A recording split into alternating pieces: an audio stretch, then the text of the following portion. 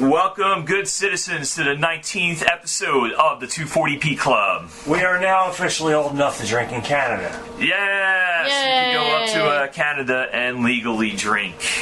Sounds like a good time. No, we're kind of old anyway. Hey! We're in that weird twilight zone where we're not quite that old, but we're not that young either. I feel Speak for plenty yourselves. old. I feel plenty old. I am speaking for myself. I'm speaking for all of us. You ain't speaking for me. I'm forever young. Yeah, we are kind of young here. We are all 30-somethings talking about... I'm not 30 yet. You're old. Shut up! You're the youngin'. I'm gonna smack you. Alright, half of us are 30 and above. Big meanies. And we're here gathered talking about video games. And yeah, you gotta see what we do behind the scenes here. Like, you know, sometimes we'll sit in front of the TV and watch cartoons. Yeah, pretty much. It's like we never got old. Because I'm an adult. I'm an adult, and I watch cartoons. Yeah, Old cartoons. We actually had a party dedicated to old cartoons. It's been a while since I've had one of them, but we've had quite a few of them. It's usually like an annual thing at this point. We all gather around. We watch cartoons from the 80s and 90s, most of them from Saturday morning. Obviously, it's called the Saturday Morning Cartoon Party. Everyone wears pajamas, brings cereal, and we watch some classics. And Ray, you were saying you wanted to bring a old classic to the cartoon party next time. Well, yeah, but this is kind of a private affair, isn't it? I mean, not everyone's going to be able to come to this. Oh, yeah, no. This is like private behind-the-scenes 240p Club stuff, but you know what? It's still cool. Maybe we'll inspire some of our loyal listeners to throw one of these. Mm-hmm. And take pictures and send it to us, hint, hint, wink, wink. Yep. Yeah, we'd love to see your parties.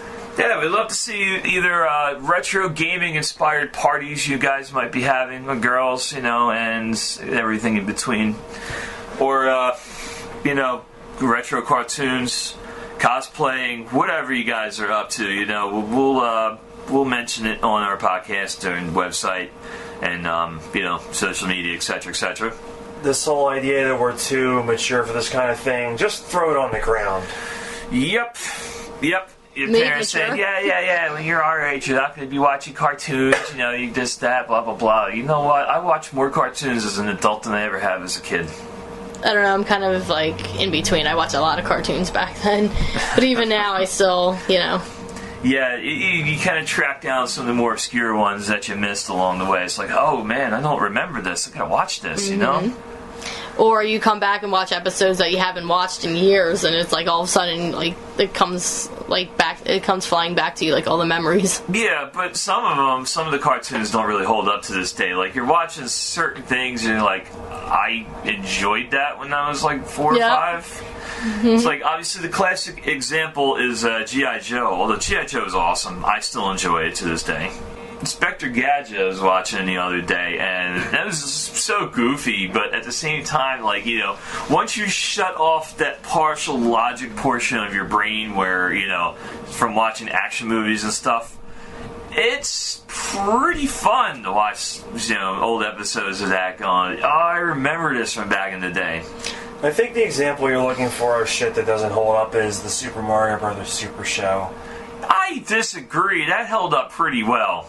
I was about to mention something similar to that, like watching the Super Mario World cartoon, and all of a sudden, like the little action scenes and the music in the background when they like start singing. I'm like, can we not have that? That was pretty goofy. Yeah. Still the dialogue, the lame jokes, sometimes missing animation. I mean, I don't know. When you're a kid, somehow you don't care about that stuff. It's kind of simplified for you, but when you grow up, you kind of want to move on to something that held up a little better. You know, that's the thing with that too. Like when we were kids, watching the Mario Brothers cartoon. I have no issue with it personally, so suit yourself. Yeah, when we were kids watching the Mario Brothers cartoon, it was, you know, it was basically video games done in cartoon style on TV. Like they made a cartoon of your favorite video game, and this is like, you know how these days people write like slash stories and all this bullshit, you know. Back in our day, you know, we didn't have the internet to watch, you know, to write fan fiction and shit like that. So it was like, you're watching this stuff, it's like, oh, what happens behind the scenes? Like, you're going through like Pipeland, and oh my god, there's the episode on the Super Mario Brothers 3 cartoon. Like, he's going through the pipe world.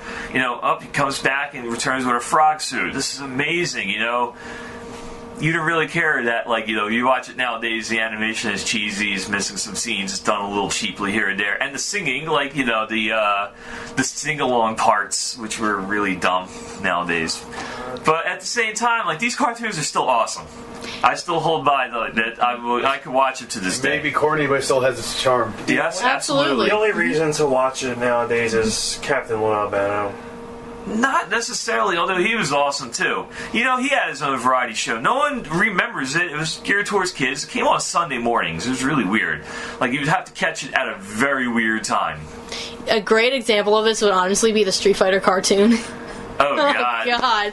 When I was younger, when I was a kid, Sunday mornings... When I was younger. Shut up. When I was a kid... Youngin. I am a youngin. Okay, but... I'm an adult. Well, you can't see me giving him the middle finger, but I'm currently giving him the middle finger. Show you regarding I know, it's a DJ Super Shrink. I remember that, yep. When, Oh, wow. Sunday mornings, I used to, like... I love Street Fighter. It's one of my favorite franchises, so I see a cartoon about it. I think it's amazing, right? No. Of course, when I was younger, as a child, I was like, oh, this is amazing! I love this! Seeing it again as an adult, it's like, what the hell?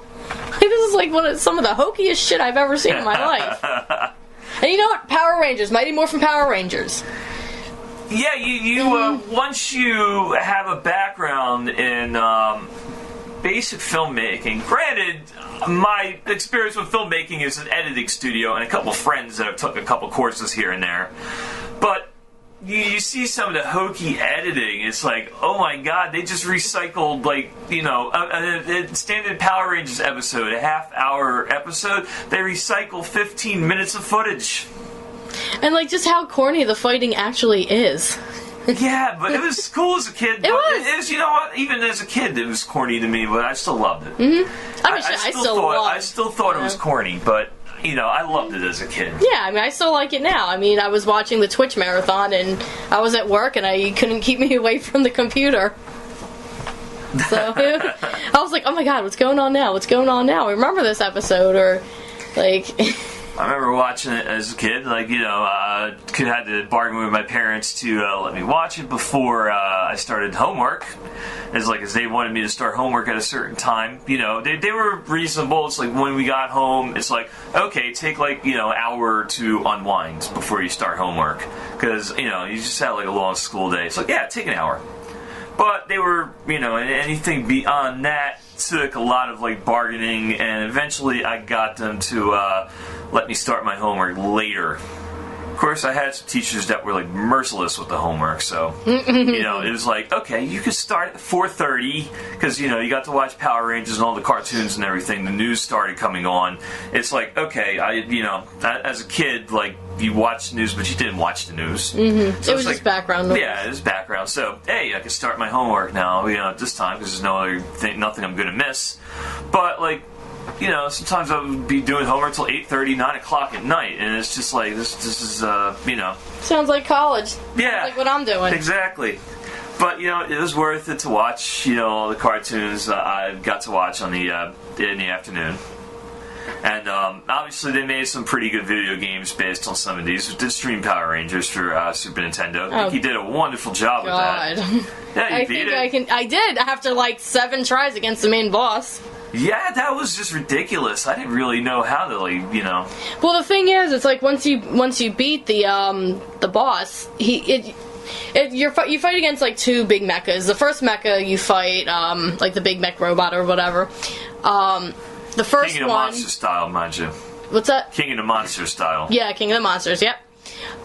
You're supposed to do a super attack and that ends the battle. Well, that's what happened with the first battle. When you do the super attack, everything's charged up and everything.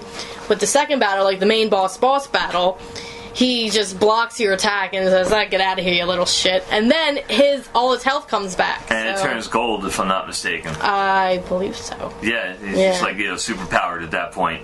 And meanwhile, you're on the same health bar. Yeah. Mm-hmm. So it's like, good luck to you, buddy. Well, they give you like a shit ton of continues anyway, so. Well, yeah. They knew what they were doing. They made this for kids, and kids were going to play this, get frustrated, but hey, get to start again. The funny thing is, like when I was on YouTube listening to the soundtrack, there's the picture is of the original game box. And in the top corner it says $1 off the Power Rangers fan club. And one of the comments on there says, "Yo, is this coupon still legit?" I'm like, oh my god. It was like, funny.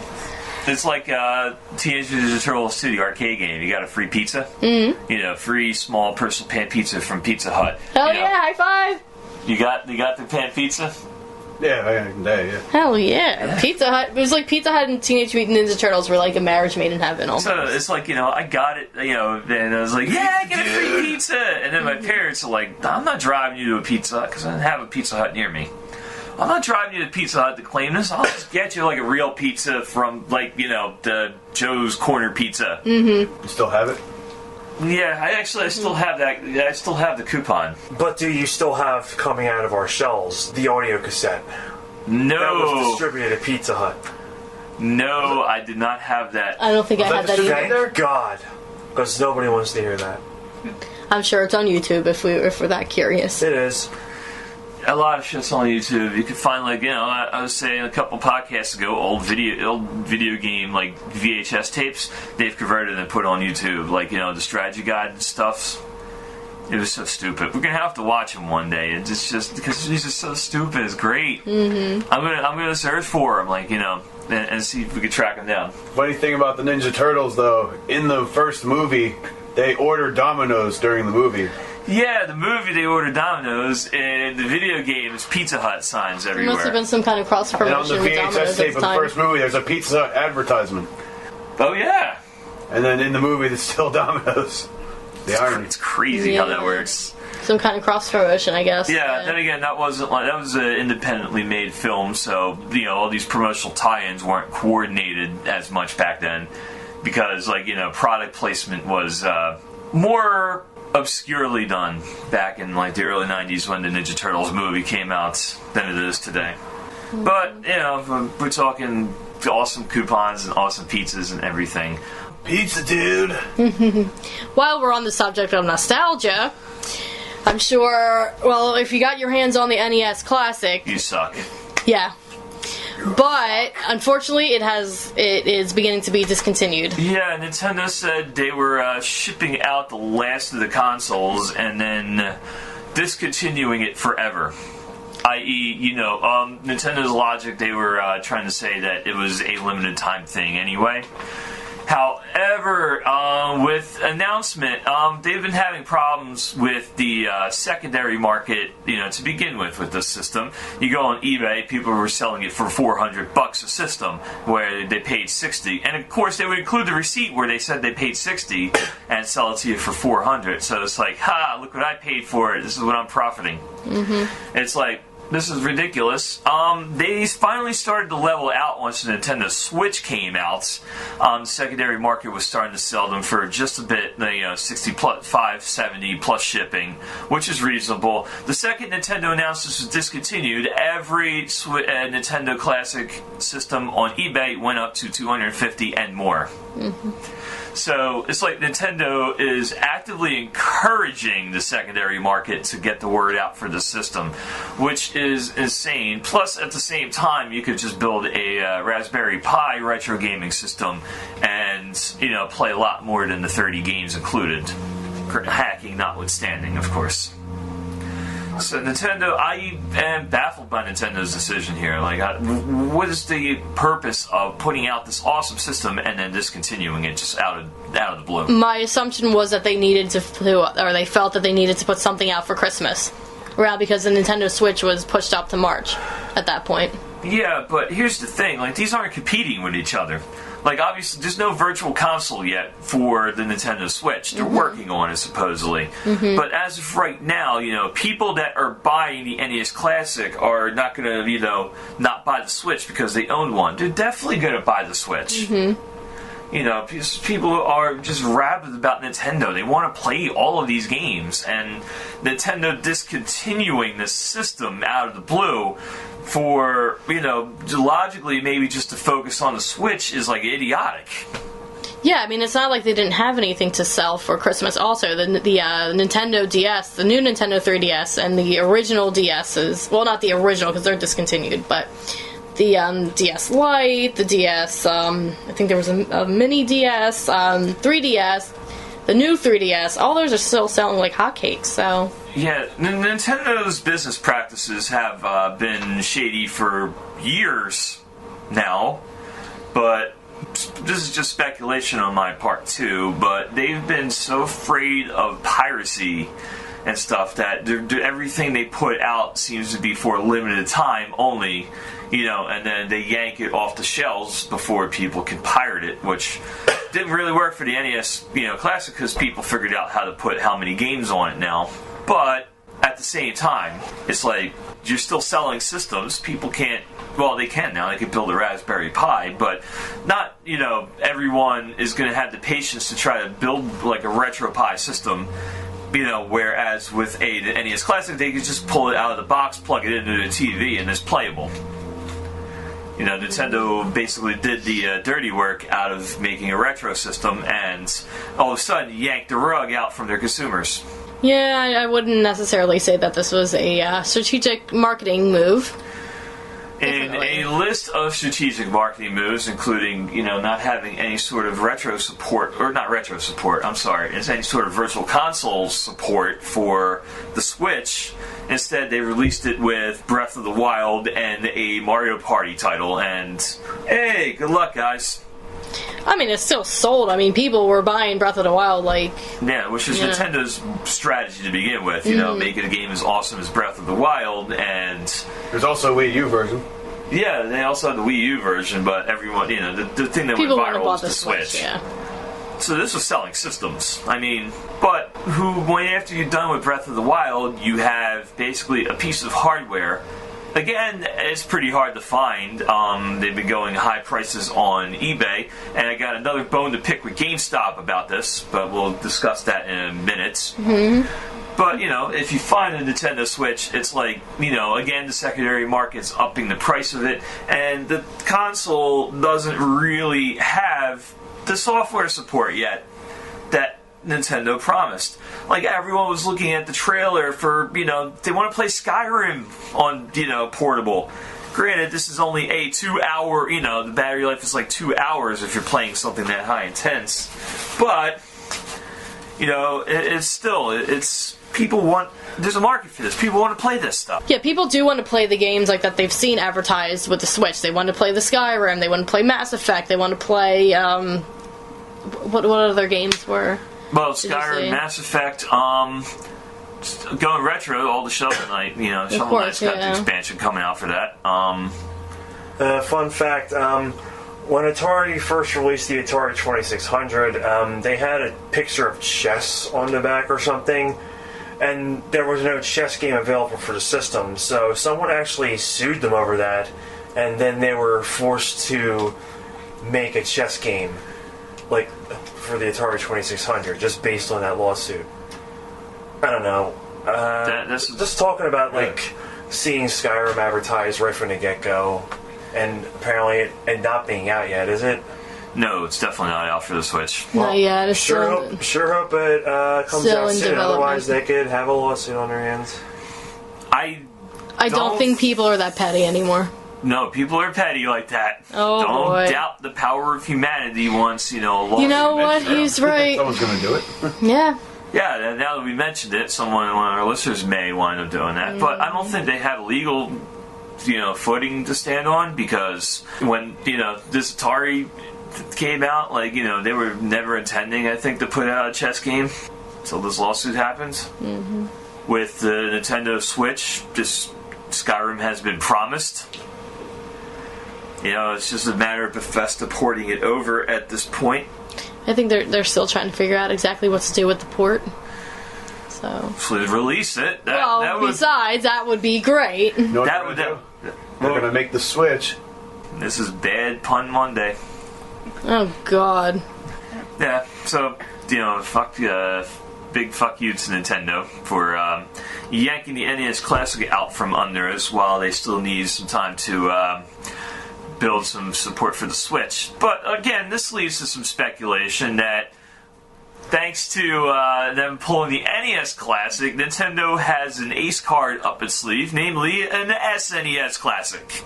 I mean, there's really no doubt that they would possibly put this out. It's definitely coming. Nintendo can make money from it. Well, you know, if Nintendo can make money from it, it's got a 50-50 shot of coming out. Like a new Metroid game, like the Zelda level builder, you know, like Zelda Maker instead of Mario Maker. I don't know, Nintendo, what are you doing? Yeah, you know how much money you can make off of that thing? Metroid Maker? Metroid, well...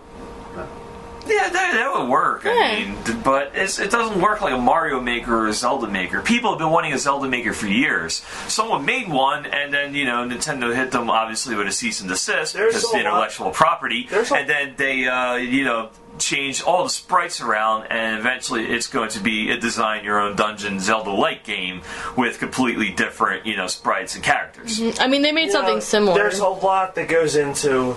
like making Zelda and making Metroid levels. Like, you have to take into account the fact that you have all this equipment that you're finding, like, during your quest or whatever, that you may or may not have when going into a certain dungeon, so it might or may not be unwinnable. Especially with Metroid, like, you basically be designing an entire game, and not just, like, a single level. Never doubt the power of bored people. Yeah. You know how many... someone made an entire Metroid game from scratch. They've made numerous. I believe someone's trying to make a Mega Man game on YouTube now. Yeah. You can't just make levels with these games. You have to make an entire game. Yeah, but... someone the Zelda, doing you can do a Zelda... You know, someone will design 9 Zelda dungeons and make a whole new game. Someone I'm sure will it's definitely been do attempted. And it's not like it has to be all at once. No. Right. You can release it, like, you know, occasionally. Like BS Zelda, you know, for the BS Satellite in Japan. Like, when they released that for the SNES, this was a port of the original Legend of Zelda, but, you know, it was a whole new game. And, you know, certain things would unlock depending on, like, certain times, you know, you started up the system, or certain, you know, weeks, like, different content would be downloaded, you know, to, like, different dungeons, etc., etc. Someone could do it like that, like, you know, design a Zelda platform. But I think, you know, again, design a Zelda platform and release them dungeon by dungeon, like, you know, every week or every other week, something like that, or expansions, you know. But it comes down to the point where maybe somewhere Nintendo programmers are kind of paranoid that its fans are going to make better games than, you know, the Nintendo programmers today are going to do. I mean, they have reason to fear. I mean, if people have seen some of these Super Mario World levels on YouTube, some of them are just people like, have made amazing. like insane levels, and people have made some like really like high quality levels, especially with Mario Maker. Like, you see people that get stuff from Mario Maker all the time, like some of the levels people have designed, and they're loving it, you know, like the community. People who will make Kaizo levels and then spend 6 to 7 hours trying to beat it themselves so that they can upload it, because Super Mario Maker, if you don't know, you have to actually beat your level before you can, like, upload it, just to make sure people don't make, like, impossible levels. And yet people will spend, like, 6 to 7 hours making, like, trying to beat their own levels that are almost impossible just to get it uploaded. But you know what? They still spent the money for this Mario Maker to play it. People are actually buying Wii U's just to play Mario Maker. It's also on 3DS now. Yeah. I think it's scaled down, though, on 3DS, isn't it? I think it's, like, heavily scaled. So. They do have a couple new features, like much more vivid single-player experience, if I remember. Like, you have a bunch of achievements you have to deal with, like, these pre-built levels. It's pretty different. I don't have it myself, but I have seen it streamed. I've played it in the Nintendo store in Manhattan. it's a blast. It's just, Nintendo has an entire market here they could develop, but again, that's the two things Nintendo, I think, is most scared of in modern gaming right now. Piracy and people outdoing Nintendo, basically. You put out a Zelda maker, people are going to keep making Zelda games, to the point where when Nintendo puts out a real Zelda game, people are going to be like, it's not as good. But obviously with Breath of the Wild, we've seen that's not the case. So what is Nintendo doing? Why? There's a reason why Nintendo's like an afterthought right now to PlayStation and Xbox. It's like, people either have a PlayStation or an Xbox, but Nintendo's like seen as the secondary system. Like, I have this Xbox. You have a Nintendo Switch? Yeah. The games companies aren't porting like these big titles over to the Nintendo Switch. It's released on Xbox, PlayStation, and the Switch. It's just going to be released for Xbox and PlayStation, and then the Switch gets like some other title. Number one, it's a less powerful system. Number two, Nintendo is content with entering a niche market there. I believe they said the Switch was supposed to be on par with the Xbox One and the PS4, but now that I think there's like a new version of the PS4 that's coming out soon. Well, yeah, the 4K. I think there's a Scorpio or Pro, yeah, something like that. It's a PS4 Pro, and I think something is Xbox Scorpio or something. Yeah. Yeah, Nintendo is basically being outflagged with hardware, but it was always about the games anyway. About the whole VR thing, though. The PlayStation VR experience. The PlayStation and Xbox. You mean Beach Dead or Alive? Virtual Boy, huh? Nintendo did it first, bitches. Nintendo also did U-Force and the Power Glove before PlayStation Move was even a thing.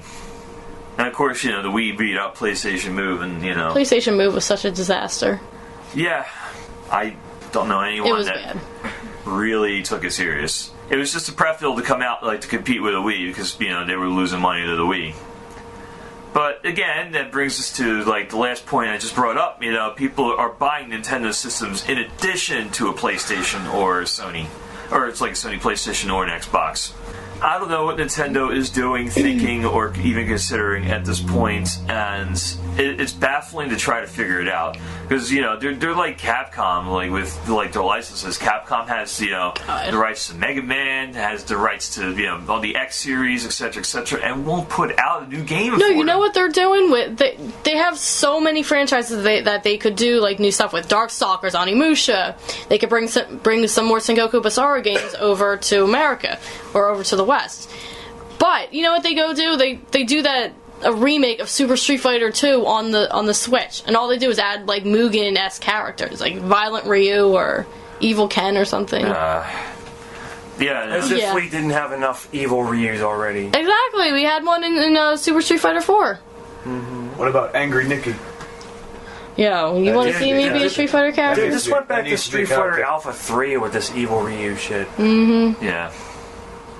It's I don't know. Capcom, again, like Nintendo, maybe we're seeing it from an outsider's perspective, but, Capcom has been ruining their licenses for years, and Mega Man was just the latest trend, even though they had, Mega Man Battle Network, they had basically, it was just completely different from the Mega Man series, but that went viral. It has its fan base. Yeah, it has a great fan base, but they haven't really put a whole lot out in that in years. I guess they let it run its course. They have all these licenses again, and they're not putting out quality titles like they used to. Mm-hmm. Like Capcom, the 16-bit era and the 8-bit era put out some of the best games in existence. And nowadays, it's just like people, whoever's running the Capcom board is busy. Well, Street Fighter V was a massive success, but other than that. I'm sorry, I have to laugh at that because Street Fighter V actually wasn't as successful as they thought it would be. Why wasn't it that successful? A lot of complaints. Online play was really bad. The story mode wasn't put out until July. The story mode was even half-assed. The netcode is really bad online. A lot of the characters had to be nerfed and re-nerfed. And well, that's the thing with modern gaming. You could issue patches and stuff to, basically remaster your game while it's still out. So, Capcom doesn't, I don't know, people will complain regardless. But oh, absolutely. I mean, I enjoyed Street Fighter V. I mean, they brought back some of my favorite characters, so. Yeah, people will complain regardless, though, so. you know, what are you gonna do? People are going to complain because they changed up Juri's outfit. The original outfit that she had in the story mode was that she has like this purple bodysuit on and nothing on underneath it.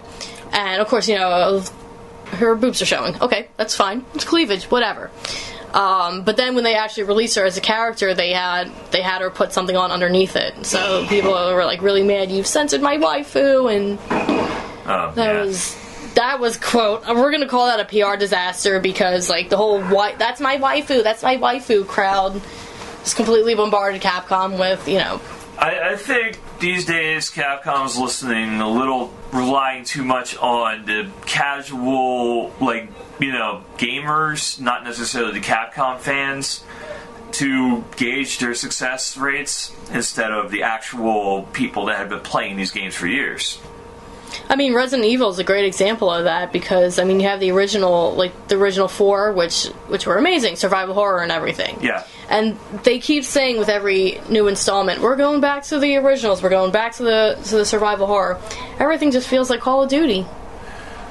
Well, you know, they're trying to market to that fan base, and yeah, it's... I know, it's a shame. Which is crazy, because the zombie thing is, like, so still in, you know.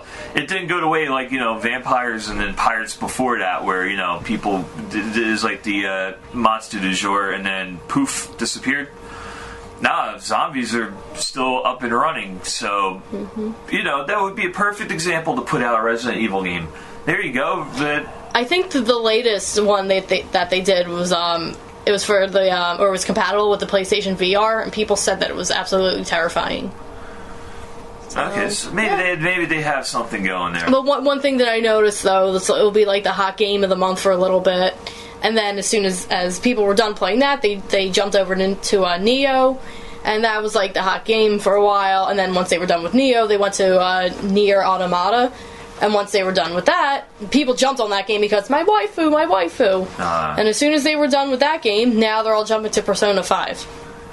And we're not going to talk about the Mass Effect and Andromeda disaster. Why don't we, we're more classic gaming. Why bother talking about some of those? I don't know anything about Mass Effect, sorry. I don't either. I don't have time to learn these games. I sound like an old man here. I don't care. You know, get off my lawn. That's my catchphrase, you jerk. Yeah. Nah, I stole it. You didn't I used it too. You stole it from someone too. I stole it from me. No, you didn't. You didn't create that. You weren't the first person to get off my lawn. I'm the first person with a cane. Get off my lawn! You're not going to be the first. Well, you may be the first person with a cane in this crowd. At the rate I'm going, yeah, probably. with this foot injury? Are you kidding? I can't afford physical therapy. What about my back problems, huh? You have back problems? Okay, you might have a cane too. I don't better know. yet, I'd be the cat lady just throwing cats at people. Get off my lawn! Like the cat lady on The Simpsons. Yeah. So, yeah, I don't know. So what games do you want to see on the SNES Classic anyway? Now, going back to that. Yeah, we probably should like stick to retro gaming. Obviously, Ray wants Earthbound. We covered this though before, didn't we? I believe so. We thought, definitely covered this, but no, this just seems like it's going to be more reality. You're going to have obviously Super Mario World 2 on there, Donkey Kong Country, maybe Donkey Kong Country 2. I don't know. 3 might be an iffy thing. Yeah. Castlevania 4 is probably going to be on there. F-Zero, Pilot Wings, maybe. God, Pilot Wings. Oh boy. It would be really cool if they had Chrono Trigger on there, but I would be really surprised, honestly, with their history with Square Enix, if they even got Super Mario RPG on it. They might, actually. It's very possible. That might be the one RPG title they put on there. Come to think of it. I could definitely see them putting Chrono Trigger on there. What else? Like, obviously, Gradius 3 you could put on there, and that was a cool game. Capcom Super might Metroid. Yeah, Capcom might join in. Final Fight, you know, maybe Final Fight Guy. Man. Put the Final Fight Guy version in there. Yeah, of course the reason you never see characters like Geno or Mallow in any of the other games is because Square Enix owns those characters now, I think. Yeah, that was the thing. Like, they were, you notice you never really see Luigi in that game, too? Like, essentially, aside from Mario, Bowser, you know, the Goombas, and the Princess, like Square, I think, owns the intellectual property to most of that video game, so you're never going to see them in any other games. Just like Wart, in Super Mario 2. That was property of another title, but you've never seen him recycle anything from that game with the exception of the Shy Guys. He was sort of in Link's Awakening, even though he was under a different name. The sprite is still exactly the same. Remember Mamu? He sings you that one song. Oh, yeah. He is a Nintendo character. It's not like another company got the rights to him. Oh, I thought that was a cartoon, wasn't it? Wasn't Birdo and some of the other games? Wart was never in the Mario cartoon. I don't think Birdo was ever in it. Shy Guys were. We had a character... again, going back to... other Mario games, though. No, sorry. Going back to the Super Mario Bros. Super Show again, we had this villain named King Koopa, who was sort of a cross between the two Mario villains we had at the time, Bowser and Wart. Like, he had a lot of Bowser's defining features, but he was also... He wore a crown, like Bowser never wore a crown. Yeah, and he was also all green, which, of course, Bowser was never all green. And he was missing, like, the locks of red hair and everything. Also the horns. Koopa had the horns, I think. But they were more defined in, let's say, Super Mario 3. And even, like, the first Super Mario game, and, than the show. Mm-hmm. Obviously, they kept the character going through, Super Mario 3 cartoon and the Super Mario World cartoon. Mr. Koopa's Neighborhood. Yeah. Actually, it would have been funny if it turned out he had hair the whole time and then let it grow out during Mario 3 and World gradually. That would have actually been really cool and funny. That would be cool. Even if it was just centered on one episode. Like, you got it... Like, it was the same exact gag the Simpsons have once, where we got this, like, hair growth product... and then used it to try to take over the Mushroom Kingdom or something. I kind of noticed a little trend going on between Koopa and Ganon. I think before they decided to call him Ganondorf and he was just in his Ganon form, I believe, there was like a thing with villains that have reddish hair. Or so, but if I remember, didn't Ganon have blue hair or he didn't have any hair? He didn't have hair. That might have just been the sprite in Zelda, because that was an early NES game. Right, yeah. He didn't have hair anyway, and also...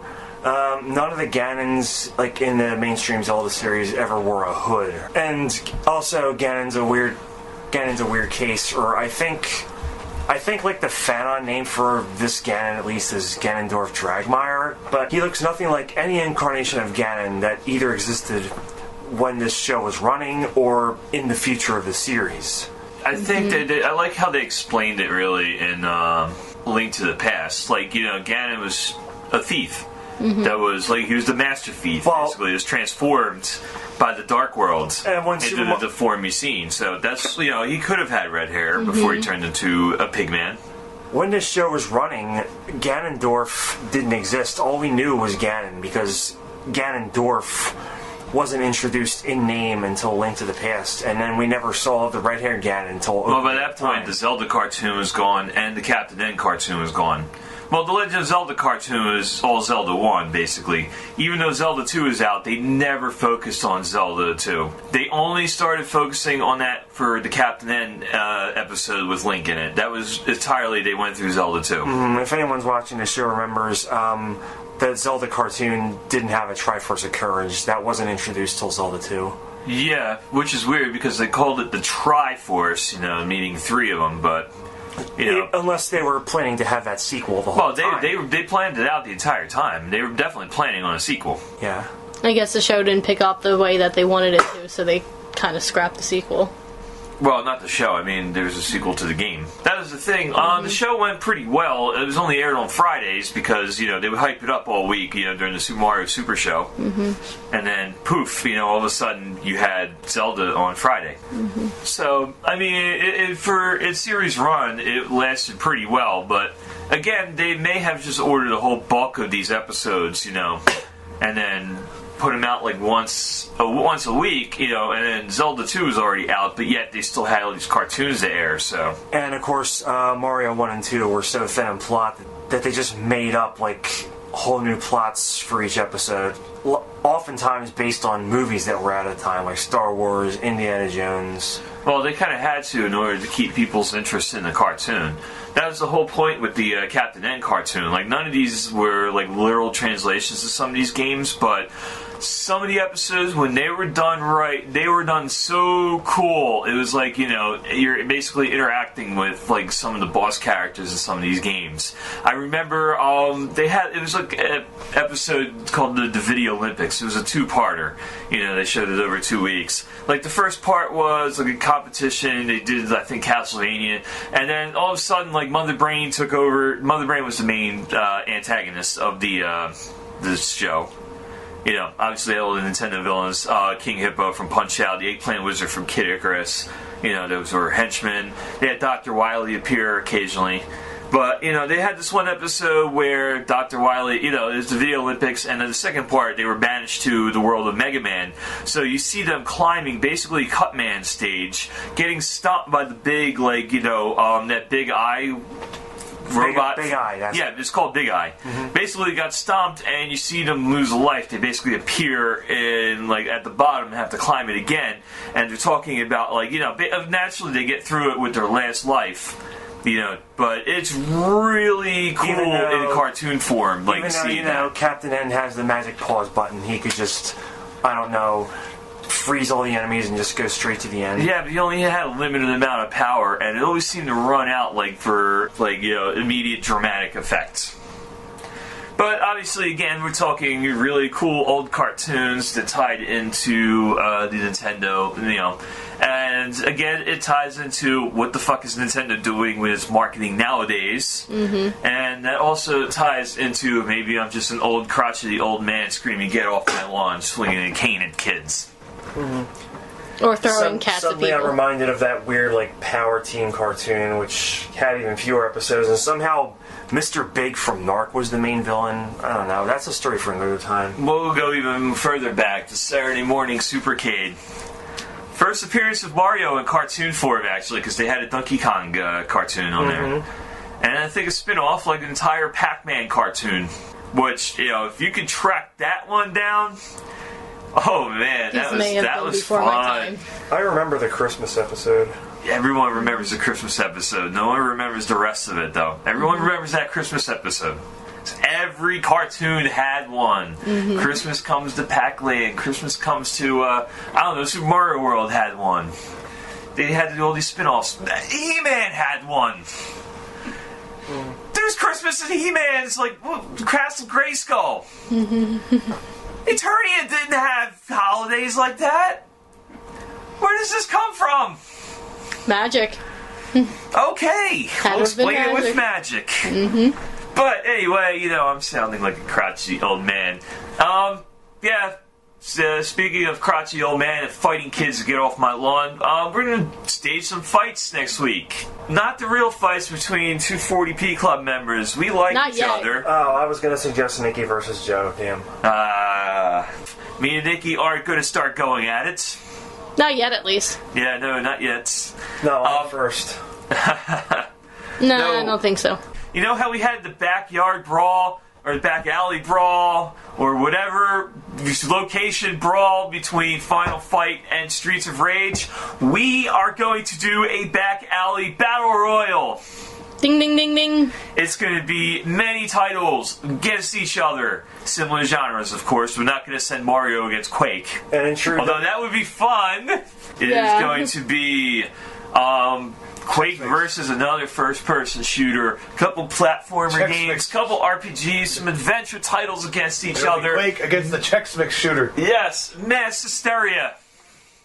Oh my! Anyway, from all of us at the 240p Club, I'm Metallic Joe. Nikki! Ray. John Cena! You're not John Cena. For the 100th time. Yep. Anyways, check us out, Facebook.com/240p Club, Twitter at 240p Club, YouTube at 240p Club, 240pclub.com. We have an Instagram as well. I don't believe we have a Tumblr. We don't need one. See ya.